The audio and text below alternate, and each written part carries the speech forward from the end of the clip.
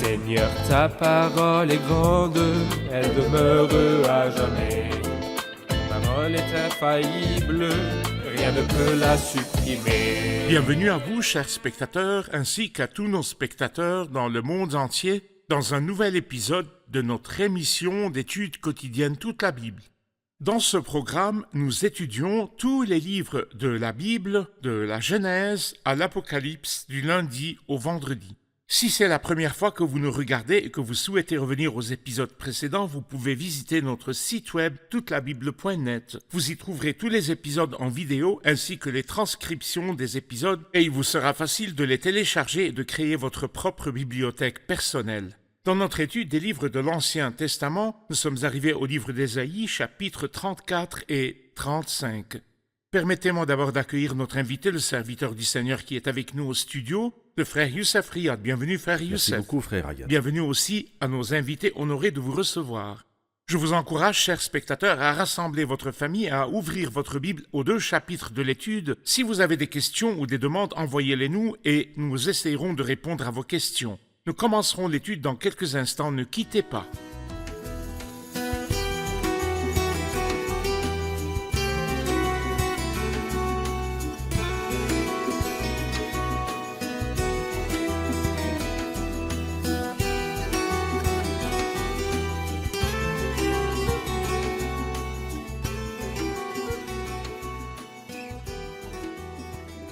Bienvenue, frère Youssef. À vous de même. J'aime toujours étudier avec vous. Que le Seigneur vous Que bénisse. Dieu vous bénisse. Merci beaucoup.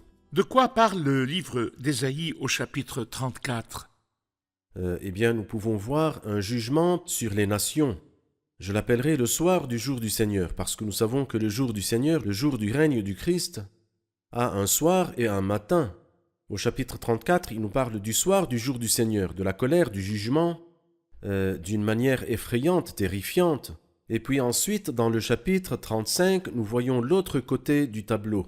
Le matin du jour du Seigneur, le jour où le Christ régnera, où la paix et la bonté régneront sur toute la terre. Il parle donc du soir, du jour du Seigneur ou des jugements. Les jugements. Ce qui tombe le jugement. Je voudrais savoir qui est l'ennemi dans le chapitre 34 sur lequel tombera le jugement. Écoutez, dans le verset 5, il nous dit que le jugement tombera sur Édom.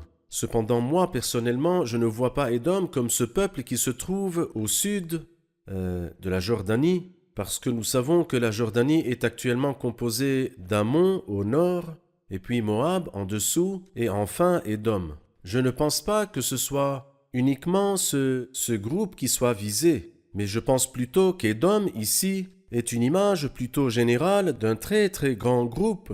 Tout comme Babylone dans le livre de l'Apocalypse n'est pas la Babylone qui a été construite sur l'Euphrate, qui a été détruite et ruinée et n'a pas été reconstruite, mais plutôt quelque chose de plus grand que cela. Et de même, Édom signifie quelque chose d'autre, surtout si nous lisons au verset 1 que la terre écoute, peuple soyez attentifs, que la terre écoute avec tout ce qu'elle contient. En effet, la colère de l'Éternel s'abat sur toutes les nations et sa fureur sur toute leur armée. Alors moi, je considère que toutes les armées des nations auront une attitude hostile contre le Seigneur, le jour où il apparaîtra en gloire et en puissance. Ainsi, s'il parle de l'Édom littéral, historique et géographique, il a eu de nombreuses occasions de harceler le peuple de Dieu dans le passé, ou s'il y a des alliances dans le futur dans lesquelles il a l'esprit d'Édom contre le peuple de Dieu.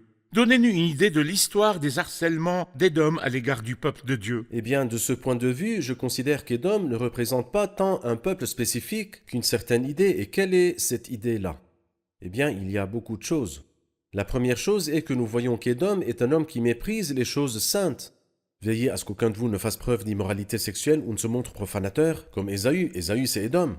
Ésaü qui, pour un seul repas, a vendu son droit d'aînesse. Vous savez que plus tard, il a voulu obtenir la bénédiction, mais il a été rejeté. En effet, il n'a pas pu amener son père à changer d'attitude, bien qu'il l'ait cherché avec larmes. N'importe quel homme à qui sont offerts les grands dons de Dieu et les méprise pour un plaisir temporaire, éphémère, je le considère comme Édom, ou le fait de harceler le peuple de Dieu sans raison.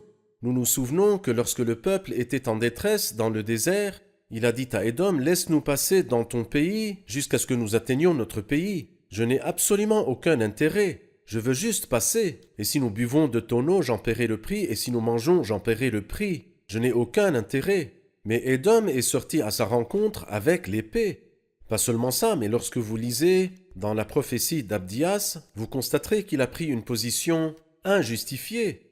Lorsqu'il a dit « À cause de ta violence contre ton frère Jacob, tu seras couvert de honte, tu seras exterminé pour toujours. Le jour où tu te tenais en face de lui, le jour où des inconnus emmenaient ses richesses, où des étrangers entraient dans sa ville, toi aussi tu étais comme l'un d'eux. » Alors l'hostilité injustifiée envers le peuple de Dieu, je la considère comme le parapluie qui rassemble Édom, mépris des choses saintes, harcèlement du peuple de Dieu, hostilité injustifiée envers ce peuple, tout cela est inclus ou s'inscrit sous le nom d'Édom. L'esprit d'Édom ou la pensée d'Édom qui rassemble des alliances de nombreux peuples différents pour harceler le peuple de Dieu dans le futur. Très bien. Quel est le jugement qui tombera sur Édom selon le chapitre 34 ? En fait, c'est une chose terrible, par exemple, quand vous lisez au verset 3, il dit « Leurs victimes seront jetées » et il dit « Leurs cadavres exhalent la puanteur et les montagnes ruissellent de leur sang. » De leur sang, c'est terrifiant. Les montagnes ruissellent de leur sang. Et cela m'amène, frère Ayad, à Apocalypse 16, où il dit « Ils les rassemblèrent. » Qui sont-ils ? Toutes les nations, tous les peuples, toutes les armées se sont rassemblés à Armageddon. Armageddon est un mot hébreu qui signifie la montagne du massacre.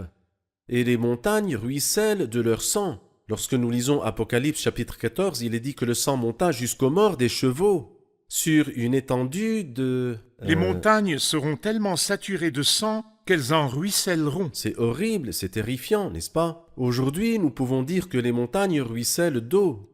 La parole de Dieu, la prédication. Ce programme qui est diffusé sur la télévision par satellite nous transmet la parole de Dieu, la montagne ruisselle d'eau. Par contre, demain, les montagnes ruisselleront de sang. Le jour de gloire, dans le livre d'Amos, au chapitre 9, nous lisons une très belle expression lorsqu'il nous dit dans le verset 13 que le vin nouveau ruissellera des montagnes. Oui. Le vin nouveau ruissellera des montagnes et coulera de toutes les collines. Il y a donc de l'eau aujourd'hui, il y aura du sang demain et du vin nouveau au jour de gloire. Il dit au verset 5, « C'est que mon épée s'est enivrée dans le ciel. La voici qui descend pour frapper Édom, ce peuple que, pour respecter le droit, j'ai voué à la destruction définitive. Et la vengeance, qui voyez-vous? Il n'épargnera aucun ennemi qui a insulté son nom ou son peuple. » Remarquez qu'il dit « c'est que mon épée s'est enivrée dans le ciel », ce qui veut dire qu'avant de commencer le jugement sur la terre, il a commencé le jugement dans le ciel. Et c'est ce que nous savons parfaitement du livre de l'Apocalypse, qu'il y a d'abord une guerre dans le ciel et que le diable a été expulsé. Oui. Puis quand le diable est descendu, il a causé beaucoup de problèmes. Alors le Christ est venu dans l'apparition capturer tous les rois qui étaient avec la bête et le prétendu prophète, et ils sont morts par son épée. Il y aura donc un jugement terrible après l'enlèvement de l'Église, et c'est ce que nous confirmons et nous répétons. Aujourd'hui, la grâce est gratuite, chers amis. Aujourd'hui, la bonté et le salut sont gratuits. La justification est gratuite. Demain, ce ne sera pas la même chose, ce sera différent. Et il y aura un jugement et une vengeance pour tous ceux qui ont rejeté la grâce. C'est vrai. Avant de quitter la scène du jugement, veuillez commenter le verset 9 des scènes du jugement. L'eau des torrents d'Édom sera changée en goudron et sa poussière en soufre. Son pays deviendra du goudron brûlant qui ne s'éteindra ni la nuit ni le jour. Sa fumée s'élèvera éternellement. Parlez-nous de cette image du jugement sur les torrents d'Édom.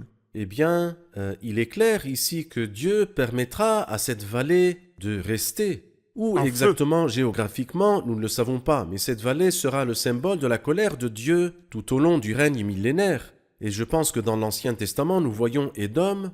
Dans le Nouveau Testament, nous voyons Babylone. Il est aussi dit « Et la fumée de cette ville s'élève au siècle des siècles ». Alors c'est comme si Dieu, pendant le règne du Christ, va laisser une vallée ici et une vallée là, afin de montrer ou bien de révéler l'horreur du jugement de Dieu. C'est la même chose que nous voyons à la fin du livre d'Ésaïe, lorsqu'il nous dit « Et quand on sortira et verra les cadavres des hommes qui se sont rebellés contre moi, en effet leur ver ne mourra pas, et leur feu ne s'éteindra pas. » C'est à la fin du livre d'Ésaïe, bien qu'Ésaïe parle du salut de Dieu. Mais qu'en est-il de ceux qui rejettent le salut? En voici l'image au dernier verset du livre d'Ésaïe. C'est vrai. Et finalement, au verset 16, cherchez dans le livre de l'Éternel et lisez. Aucune de ces bêtes ne sera absente Aucune femelle avec son compagnon ne manquera. Oui, c'est l'Éternel qui l'a ordonné et c'est son esprit qui les rassemblera. Il parle de la garantie de l'accomplissement de ces paroles. Y voyez-vous que tout ce qui a été dit s'accomplira? Très bien. Alors je pense que ce qu'il veut nous dire est que Dieu est fidèle à chacune de ses promesses et à chacune de ses menaces. C'est vrai. C'est-à-dire que lorsqu'il fait des promesses, il tient ses promesses. Et lorsqu'il donne des menaces et des avertissements, il est aussi sérieux. Donc toute promesse que Dieu a faite doit être accomplie. Et tout avertissement et mise en garde que Dieu a donné doivent être pris en compte. Et c'est pourquoi l'homme doit être prudent et intelligent et prendre au sérieux les paroles du Seigneur, parce que le Seigneur ne dit pas n'importe quoi. Le Seigneur a dit, tant que le ciel et la terre n'auront pas disparu, pas une seule lettre, ni un seul trait de lettre C'est ne vrai. disparaîtra de la loi Bien. avant que tout ne soit arrivé. Nous allons voir un reportage puis prendre une question. Beaucoup de gens ne se soumettront pas à Dieu. Mais puisque cet univers lui appartient, où iront-ils? Il n'y a qu'un seul endroit qui leur convient et il s'appelle l'enfer. Et quelle que soit notre conception de l'enfer, ce doit être un endroit pire que le feu. Le Seigneur Jésus-Christ a dit dans l'évangile de Matthieu, « Tant que le ciel et la terre n'auront pas disparu, pas une seule lettre ni un seul trait de lettre ne disparaîtra de la loi avant que tout ne soit arrivé. » Chers amis, quand vous écoutez la météo et que vous apprenez qu'une violente tempête va s'abattre sur le pays, il est sage de prendre les précautions nécessaires et de vous protéger. En revanche, la parole de Dieu dit que le jugement viendra inévitablement. Avez-vous trouvé en Dieu un refuge pour vous protéger? J'ai une question, s'il vous plaît. Ce jugement aura-t-il lieu sur la terre ou au ciel? Car le verset 4 dit « Tous les corps célestes se désagrègent ». On parle ici du ciel et aussi tout au long du chapitre. Nous voyons donc qu'on parle aussi de la terre, nous ne savons donc pas. Y a-t-il une différence de temps entre les deux ou pas? Oui, frère Youssef, vous avez mentionné au verset 5, c'est que mon épée s'est enivrée dans le ciel et vous avez dit qu'il y a un jugement qui a eu lieu dans le ciel et ensuite sur la terre. Y a-t-il une différence de temps entre les deux et comment ceux qui sont au ciel avec ceux qui sont sur la terre? Remarquez qu'au verset 5, il parle de quelque chose qui est arrivé dans le passé et de quelque chose qui va arriver. C'est que mon épée s'est enivrée dans le ciel. Le voici qui descend pour frapper Édom. Tout d'abord dans le ciel. C'est ce que nous comprenons d'Apocalypse 12, une guerre dans le ciel, et Michel précipitant le diable et ses anges sur la terre. Nous sommes au milieu de la semaine, c'est-à-dire 3 ans et demi après l'enlèvement. À la fin de la semaine de tribulation, c'est-à-dire encore dans 3 ans et demi, le Seigneur va commencer à détruire Édom dans la bataille d'Armageddon, au cours de laquelle les montagnes se rempliront de sang, les montagnes ruisselleront du sang des ennemis. D'accord. C'est-à-dire que personne de ceux qui sont allés à cette bataille rentrera chez lui. Tous ceux qui sont allés à la bataille d'Armageddon mourront dans cette bataille. C'est vrai. Permettez-moi de passer au chapitre Je vous en 35 pour que nous puissions voir la lumière du jour. vrai. Au chapitre 34, vous avez souligné que le soir du jour du Seigneur C'est vrai. et le jugement sont toujours associés au soir, mais que le matin du jour du Seigneur, au chapitre 35, le désert et le terrain sec se réjouiront, la plaine aride exprimera sa joie et fleurira comme un narcisse. Donnez-nous une idée du matin du jour du Seigneur. Quand le matin du jour du Seigneur arrivera-t-il? Eh bien, le contraste est saisissant, n'est-ce pas? C'est vrai. Le premier mot, le désert et le terrain sec se réjouiront. La dernière chose est que le désert et le terrain sec se réjouiront. Le désert et le terrain sec se réjouiront. Par opposition à la misère au chapitre 34, la plaine aride exprimera sa joie et fleurira comme un narcisse. Elle se couvrira de fleurs et exprimera sa joie par des chants. Le ton ici est clairement joyeux. Appelons cela le moment de la restauration totale. Appelons cela le moment de la libération, de la création. Appelons cela les temps de rafraîchissement, et ce sont tous des noms, des désignations qui sont dans la Bible sainte pour les jours heureux dans lesquels le Christ régnera. Ce sont les temps de rafraîchissement, c'est le moment de la restauration totale, c'est la libération ou le renouvellement de toutes choses, C'est vrai. beaucoup de choses belles et merveilleuses. C'est une bonne chose que vous ayez mentionné les noms du royaume millénaire, le Oui. moment de la restauration totale, Oui, le monde à venir, Oui. le renouvellement de toutes choses. Mhm. Ce serait bien si vous pouviez nous donner une idée de chaque nom. Pourquoi s'appelle-t-il ainsi? Pourquoi s'appelle-t-il le moment de la restauration totale, le monde à venir? Pourquoi s'appelle-t-il la libération de la création? le moment de la restauration totale, tout sera restauré à son état d'origine. Par exemple, Dieu n'a pas créé les bêtes pour qu'elles soient sauvages. comme le prouve le fait qu'Adam les a fait marcher devant lui et les a nommés. Il n'y a pas de lion qui voulait dévorer Adam? Bien sûr que non. Bien aujourd'hui, ce n'est pas comme ça. Oui, aujourd'hui, la création a été soumise à l'inconsistance. Pas seulement un lion dévore, mais une souris peut aussi mordre. Une petite puce peut vous causer la peste ou bien toute autre calamité. C'est-à-dire, tout peut arriver à une personne. Ce sont des temps difficiles, mais il y a les temps de la restauration totale, des temps de rafraîchissement, car tout est sous pression aujourd'hui, et tout le monde souffre. La création soupire, les temps de rafraîchissement viendront. La libération de la création qui a été soumise à l'inconsistance. Par exemple, les temps où, par exemple, nous l'appelons le monde à venir, par opposition au monde présent. Nous l'appelons par exemple la dispensation de la plénitude des temps, car il y a la dispensation de la grâce de Dieu, le renouvellement de toutes choses parce que tout sera nouveau dans le règne du Christ. En prononçant les noms, nous pouvons comprendre leur signification. Il est bon que vous nous expliquiez la terminologie car n'importe quel lecteur ordinaire qui lit la Bible ne peut pas discerner qu'il y a quelque chose appelé la plénitude du temps ou bien la plénitude des temps, quelque chose appelé le monde à venir, qu'il y a quelque chose appelé les temps à venir. Les deux derniers commentaires avant que nous entrions dans les détails du règne millénaire. Qu'est-ce que la plénitude du temps? Qu'est-ce que la plénitude des temps? Le monde à venir et les temps à venir. Eh bien, à propos de cela, les temps dans la plénitude des temps n'est pas le pluriel du temps, c'est une autre appellation. En termes simples, la plénitude du temps est quand le Christ est venu. Lorsqu'est venue la plénitude des temps, Dieu a envoyé son Fils. La plénitude du temps a eu lieu il y a 2000 ans lorsque le Christ est venu. La plénitude des temps n'est pas encore là. Dans la dispensation de la plénitude des temps, à savoir de tout réunir sous l'autorité du Messie, aussi bien ce qui est dans le ciel que ce qui est sur la terre. Quand le Christ régnera et que la volonté de Dieu sera faite sur la terre comme au ciel, c'est la plénitude des temps. Concernant le monde à venir et les temps à venir. Le monde à venir est la période du règne millénaire. Parfait. Le monde à venir. Tandis que les temps à venir sont l'éternité qui est sans fin. Afin de montrer dans les temps à venir l'infinie richesse de sa grâce par la bonté qu'il a manifestée envers nous, la richesse de sa grâce en Jésus-Christ. Donnez-nous une idée des attributs du règne du Christ au chapitre 35. Eh bien, tout d'abord, il est clair que la terre sera libérée de l'esclavage, de la corruption. La plaine aride exprimera sa joie et fleurira comme un narcisse. Elle exprimera sa joie par des chants d'allégresse et des cris de triomphe. Ce sont des mots merveilleux qui parlent de la libération de la création, mais pas seulement de la libération de la création. Alors les yeux des aveugles seront ouverts, et les oreilles des sourds seront débouchées. Et en fait, le mot « ouvert » ici signifie largement ouvert. Alors le boiteux sautera comme un cerf, et la langue du muet lancera des cris joyeux. Et nous savons que le Christ a accompli de nombreux miracles de ce type lorsqu'il était sur la terre, pour démontrer et prouver qu'il est lui-même le Messie qui doit venir. Mais ils l'ont rejeté et crucifié. Mais cela doit s'accomplir lors de la seconde venue du Christ, lorsque les yeux des aveugles seront ouverts et les oreilles des sourds seront débouchées. Alors le boiteux sautera comme un cerf et la langue du muet lancera des cris joyeux. Et puis il y a aussi des bénédictions spirituelles à la fin du chapitre. Lorsqu'il nous dit, dans le verset 8, il y aura là une route, un chemin qu'on appellera le chemin de sainteté. Aucun impur n'y passera, il sera réservé pour eux, c'est-à-dire pour les racheter. À la fin de vos paroles, vous avez mentionné ce que l'on appelle le chemin de la sainteté. Au verset 8, il y aura là une route, un chemin qu'on appellera le chemin de la sainteté. Qu'est-ce que cela signifie, frère Youssef? Eh bien, les commentateurs disent que nous lisons cela dans Ésaïe 11. Il y aura là une route, un chemin, et Ésaïe 19, il y aura une route entre l'Égypte et la Syrie en passant par Israël. Mais c'est comme s'il veut nous dire que la nature de la vie, à cette époque, sera la sainteté. Et c'est pour cette raison, on l'appellera le chemin de la sainteté. Dans le livre de Zacharie, il est dit sur les clochettes des chevaux consacrés à l'Éternel.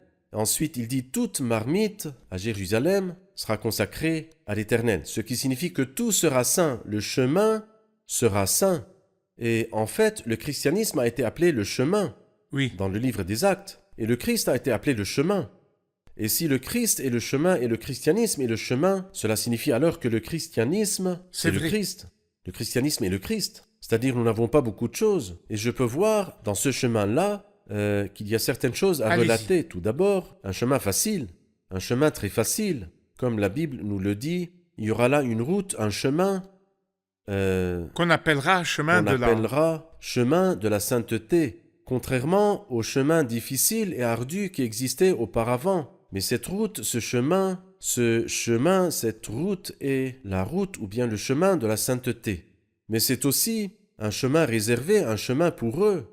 Et puis ensuite, c'est un chemin sûr. La Bible nous dit, on n'y croisera aucun lion, aucune bête sauvage ne le gravira.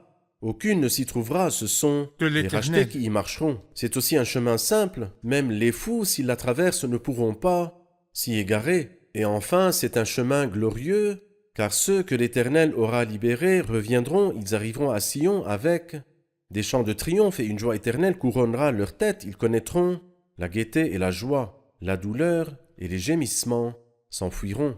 Ce qui est beau, c'est que ce chapitre commence par la joie. Le désert et le terrain sec se réjouiront et se termine par la joie. Ils connaîtront la gaieté et la joie. La douleur et le gémissement s'enfuiront. La chose la plus répandue dans le monde aujourd'hui est Les la gémissements. tristesse et le gémissement, les meurtres, les bannières vrai. noires et les effusions vrai. de sang. Il est impossible que ce soit le règne du Non, Christ dont non, parle la c'est de Bible. l'injustice. Mais la joie et les chants viendront quand le Christ régnera sur la terre. Parfait. Merci beaucoup, frère Youssef. Nous Que sommes Dieu vous arrivés à la bénisse. fin de l'épisode. Amen. Revoyons-le avec nos invités.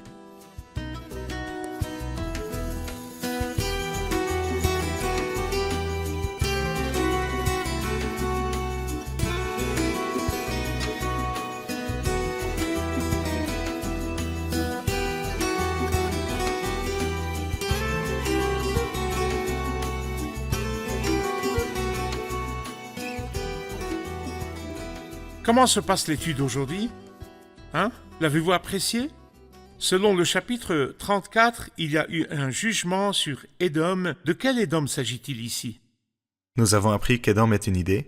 C'est toute personne qui rejette et méprise la grâce et le don de Dieu. C'est toute personne qui est hostile aux croyants sans raison, sans justification, et au peuple de Dieu. Frère Youssef, Parfait. combien sur 10? Excellent. Ah. Développons un peu Eh l'idée. bien, Édom représente toute personne qui méprise les dons de Dieu et représente aussi toute personne qui est hostile au peuple de Dieu sans raison. Mais il y a bien un Édom historique. Il y a bien un un Édom Édom historique qui a harcelé le peuple de Dieu, mais dans le futur, il y a une idée qui contrôlera un groupe d'alliance pour harceler le peuple de Dieu, Très contre bien. Dieu. Il y a eu un jugement sur Édom. Quelqu'un peut-il me rappeler les caractéristiques de ce jugement, ce qui s'est passé ou ce qui se passera? Le jugement qui viendra sur Édom aura lieu en partie dans le ciel quand le diable sera expulsé du ciel. Il y aura une guerre entre lui et l'archange Michel et il sera précipité sur la terre. Et les rois de la terre le suivront.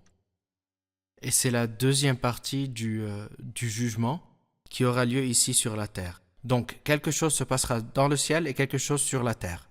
Donc le début du jugement d'Édom n'était pas sur la terre, mais l'épée s'est enivrée, il y a eu condamnation et jugement dans le ciel. Que pensez-vous, frère Youssef? Eh bien, je pense que le jugement sur Édom est sur la terre, il n'a rien à voir avec le ciel.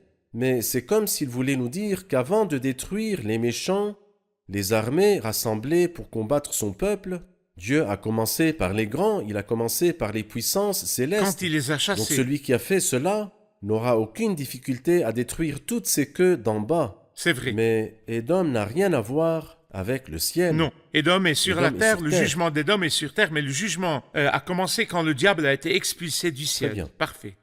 Au chapitre 35, les attributs du règne du Christ ont été discutés. Les attributs du règne du Christ, quelqu'un peut-il me les rappeler? Beaucoup de choses qui auront lieu dans le règne millénaire ont été accomplies par le Christ lors de sa première venue, comme ouvrir les yeux des aveugles et guérir les boiteux. De plus, tout sera restauré à son état d'origine, les animaux sauvages redeviendront dociles comme ils l'étaient lors de leur création. Bon, il y a quelque chose avec lequel nous avons conclu l'épisode qui s'appelle le chemin de la sainteté. Qu'est-ce que cela signifie, le chemin de la sainteté? Le chemin de la sainteté est le chemin sur lequel passeront les rachetés. Aucun impur, aucun égaré, aucune bête sauvage n'y passera. Le caractère de la terre à cette époque sera la sainteté. Aucun impur ne passera sur ce chemin car tous seront saints. Très bien. D'accord, frère Excellent. Youssef? Devrons-nous les amener avec nous la prochaine Bien fois? sûr. Que Dieu vous bénisse. Merci beaucoup. Merci, frère Youssef. Merci beaucoup. Chers spectateurs, nous avons appris que le chapitre 34 parle du soir, du jour du Seigneur, du jugement à venir, et que le chapitre 35 parle du matin du jour du Seigneur, du règne du Christ. Et les gens qui nient qu'il y a quelque chose qui s'appelle le jugement à venir et la condamnation à venir, et qui disent que le Christ bon et doux ne détruira jamais ses ennemis, il y a quelque chose dans la Bible qui s'appelle la patience du Christ. Le Christ est maintenant dans le temps de sa patience. Il supporte les insultes dirigées contre lui. et les insultes dirigées contre les siens dans le monde.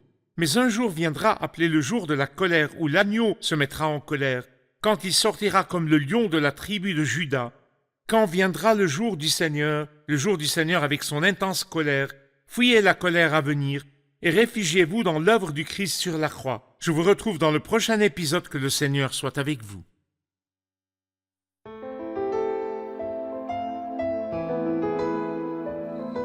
Seigneur, ta parole est grande, elle demeure à jamais. Ta parole est infaillible, rien ne peut la supprimer.